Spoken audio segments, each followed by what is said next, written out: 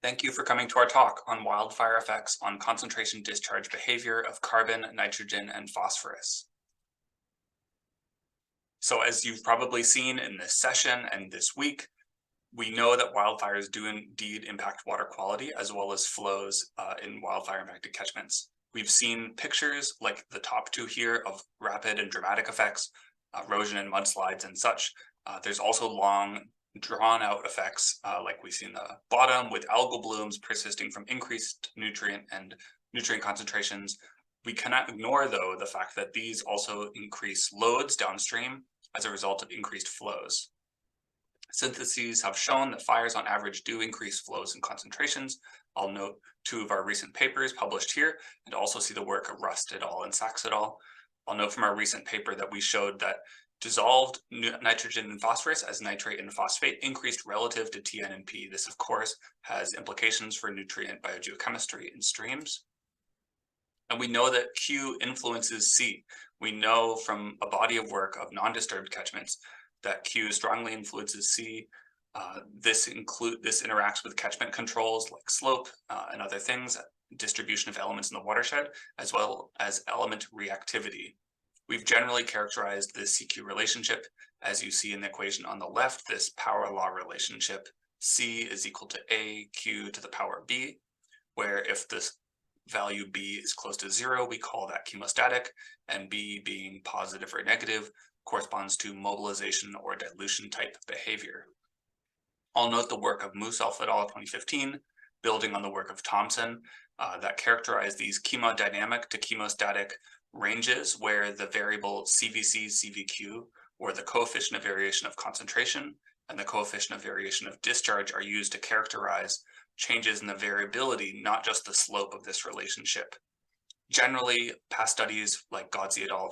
2009 have shown geogenic solutes mostly are chemostatic, where this work by Musalf and others show that bioreactive solutes are mostly not chemostatic.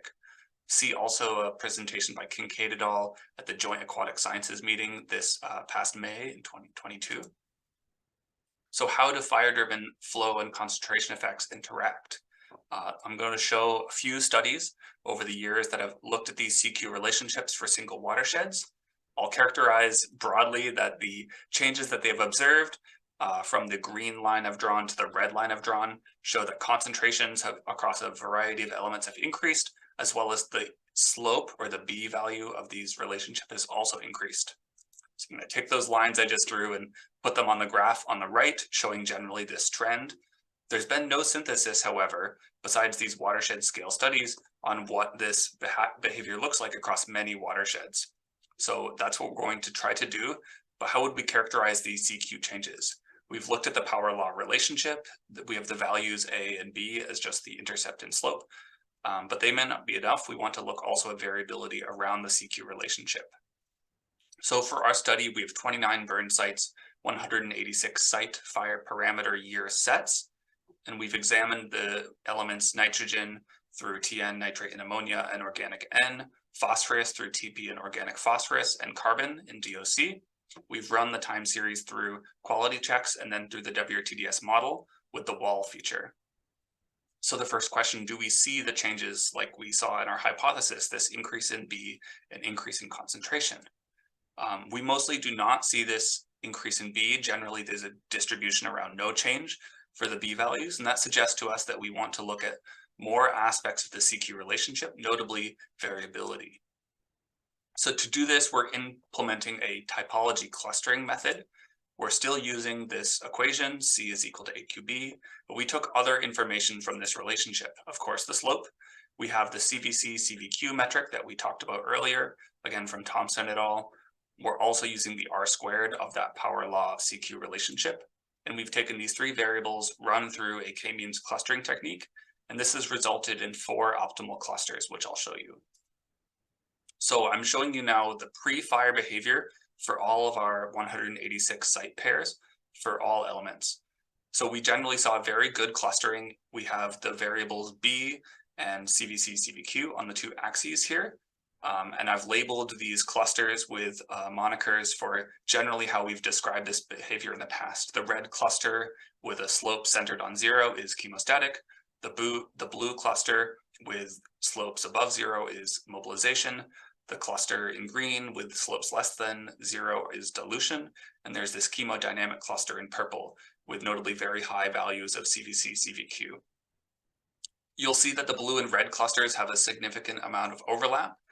The red cluster extends to slopes about 0.5, but you see that the overlap between the red and the blue clusters separates out when we look at the third variable that went into the clusters, which was the R squared. So here on the left plot, you see significant overlap between the clusters in this low CVC, CVQ range, as well as the red and the green.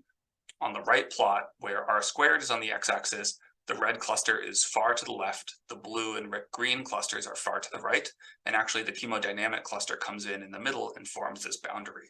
So you can see that with the three variables, we do have pretty distinct clusters of behavior. And I've shown over top of the left plot now, just the boundaries roughly described by Millsolf et al., showing very similar ranges, but notably that our red chemostatic cluster has a bit of divergence from what we would have traditionally called a chemostatic range. Usually you see that B plus or minus 0.2 values show up. So finally, I'll finish showing you the pre-fire characterizations of these CQ typologies with the breakdown by element. And mostly all of the elements are characterized by a strong presence in the chemostatic cluster with the exception of nitrate. So nitrate predominantly showed dilution cluster behavior. And we'll talk about the nuances between the elements once we talk about post-fire change. So to characterize the change after fire, we're going to use Sankey diagrams.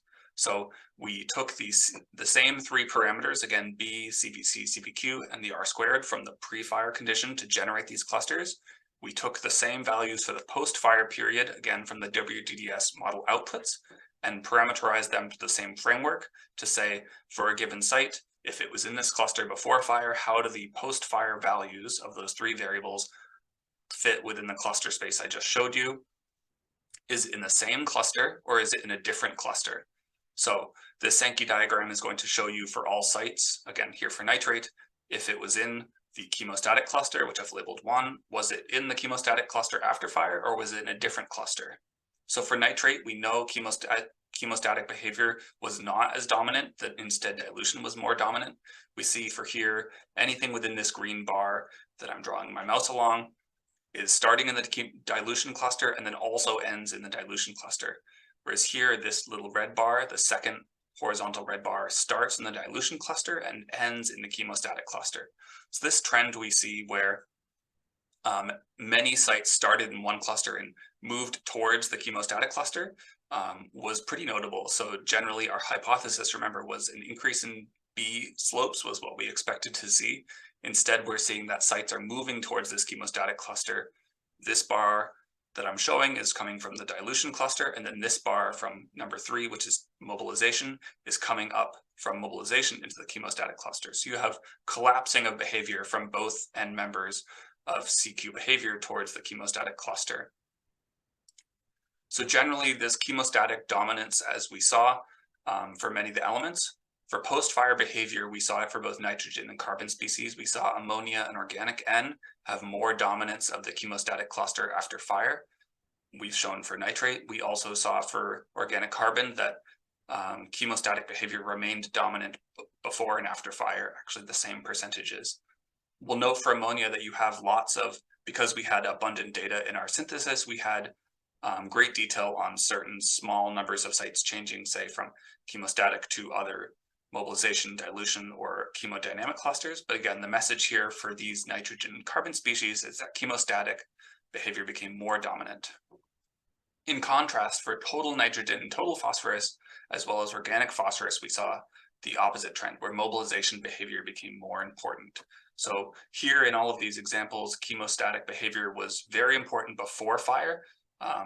Notably, after fire, chemostatic behavior was either less important or not even very important at all. You'll note for organic phosphorus that chemostatic behavior diverged and moved towards either mobilization in number 3 or dilution behavior in green, such that chemostatic behavior was much less important. In phosphorus, we saw generally a movement towards the mobilization cluster. TN, we also saw some movement from the chemostatic cluster through this purple line here from the chemostatic cluster towards the chemodynamic cluster. So generally, you would have expected to see this for phosphorus and organic phosphorus if flows are highly regulating the flow of sediment and then sediment-bound phosphorus out of catchments. But I think it was interesting that total nitrogen is well bonded here. So I think our study has shown the surprising importance of chemostatic behavior after fire. There's no solid definition or boundary of this behavior, and this study with the k-means clustering technique has taken one crack at looking at how we define that boundary in general, especially looking at disturbances. Our hypothesis had been that we would see higher slopes and higher concentrations after fire, but we saw a more nuanced answer. So the whole story could not just be characterized by slope. We think that for non-disturbed systems, the past literature has shown this variability, and we should look at this in the future with multi-metric, multi-watershed studies. And please look for our forthcoming paper with this group of authors. Thank you.